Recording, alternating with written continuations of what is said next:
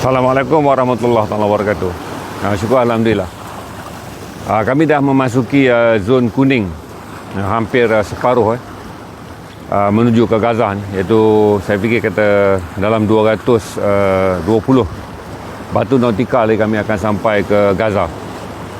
Tapi sebelum tu kami harus dulu melintas kawasan zon merah yang mana akan memasuki perairan Palestin yang dikuasai Israel.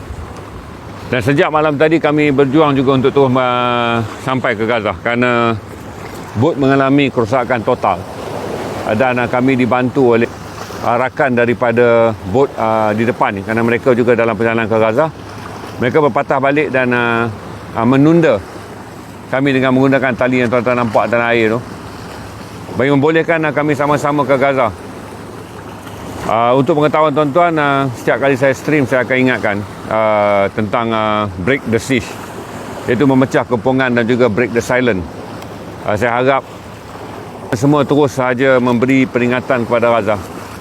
Dan untuk kita orang Islam, perjalanan ini bukan sahaja tentang break the siege and break the silence, tapi dia juga tentang mengingati Gaza. Gaza sebahagian daripada Palestin yang ingin kita jadikan sebuah negara merdeka. Palestin juga di dalamnya ada Baitul Maqdis di sebelah tebing barat. Di Baitul Maqdis ada Masjid Al-Aqsa, tempat yang ketiga paling suci bagi orang Islam. Bagi kita yang beriman kepada Al-Quran, berimanlah pada keseluruhan isinya. Dan isi ke dalam Al-Quran juga menyebut bahawa kemuliaan Masjid Al-Aqsa adalah tempat berlakunya peristiwa Isra' dan Mi'raj, di mana turunnya perintah solat. Jadi tiap kali kita solat 5 waktu, kita akan ingat perintah solat datang daripada peristiwa Isra' dan Mi'raj. Peristiwa Isra' dan Mi'raj, Nabi berisra' daripada Mekah ke Masjid Al-Aqsa, kemudian bermi'raj ke Sidratul Muntaha.